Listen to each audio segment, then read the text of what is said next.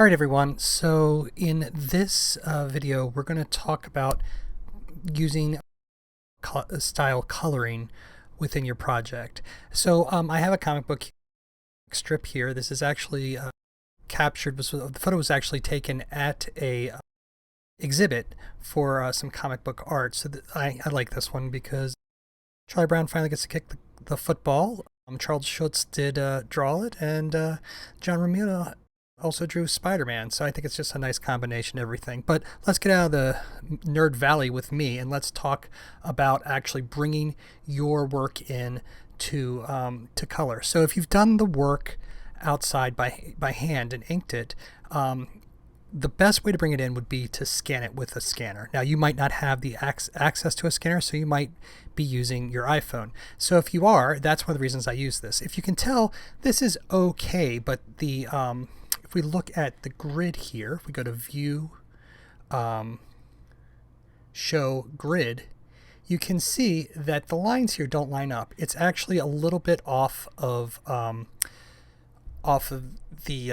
axis here. So we'll turn the grid off here.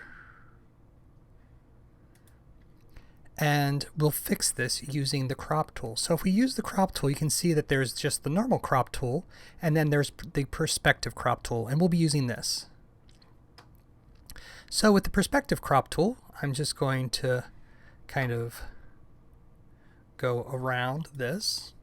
And now if I move this out a little bit, you can see that the lines can kind of line up here. And so I'm just going to line up these lines.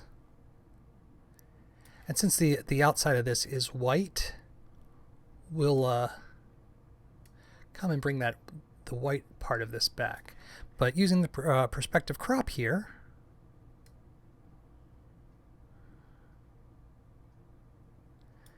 if I hit enter, you guys can see it's now been kind of pushed out.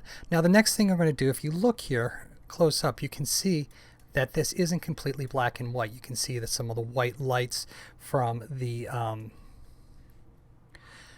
gallery and stuff like that. And there's even some color over here coming in to the piece from reflections and stuff like that. So this is stuff that might happen when you're taking your picture. You might get a little bit of darkness and lightness. So the first thing I'm going to do to get rid of that color is I'm going to go to Image, Adjustments, and change Mode, and change this to grayscale. That's going to drop out all of our color.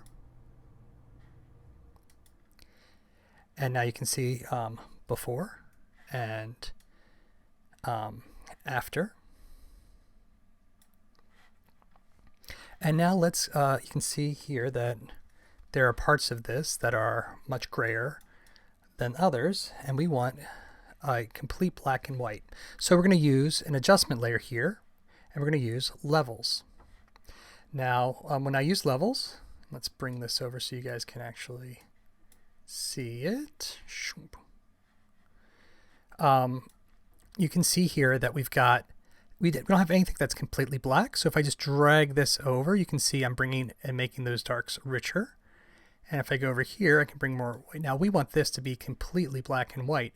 So if I just keep dragging over here and dragging over here, eventually we'll find that area where we're getting just a complete black and white. And then kind of moving this back and forth is going to allow me to kind of see how much, you can see here in the areas, how much information we're losing and gaining. So this kind of makes this a little bit darker, a little darker. So I'm just going to kind of bring this over until we're at an almost complete black and white. Now this is something to be aware of with this.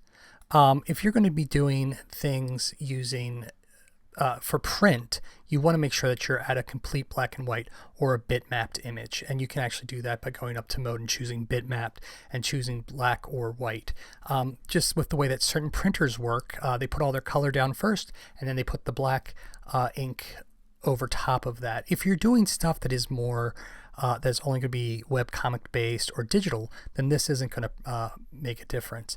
One of the big things, if you're getting into professional comic book coloring, you really want to talk to the printer or the person who is in touch with the printer to find out what they want and how they want you to do this. I'm going to kind of talk a little bit, but not to a great extent, about using what are known as K-tones, black tones, in the color book coloring process. But if it's just going to be something that's digital, then you don't need to get as precise with your blacks and whites as you would in something like this. But once again, I'm just using this as a photograph. So here we have that, and I will bring the properties back over here. All right, I'm going to actually, because I want this to just be a JPEG, I'm going to select both of these, and if I right click, I can merge my layers down to one image. So now we've got this as a complete nice black and white image. And I'm just going to go to my image here, making sure that my background is white, and that'll become important in just a second. Image, and then if I go to canvas size, I'm just going to actually, I think down here is fine. So we'll expand everything to the left and right and top. So I'll make the height, let's do that at, let's say 1100. And our width, let's add 500 pixels to both sides. So we'll do this at 2204. Okay. Way too big. But then we can also just use the regular crop tool here to bring this back down to kind of a normal area here. And if you really want to make sure that you're getting the right amount of space on both sides, you can kind of bring it in here, and if you hold down the Option key, it'll bring both sides out at the same time. All right, and now I can save this. There we go. And in the next section, we'll actually talk about setting up your project for coloring.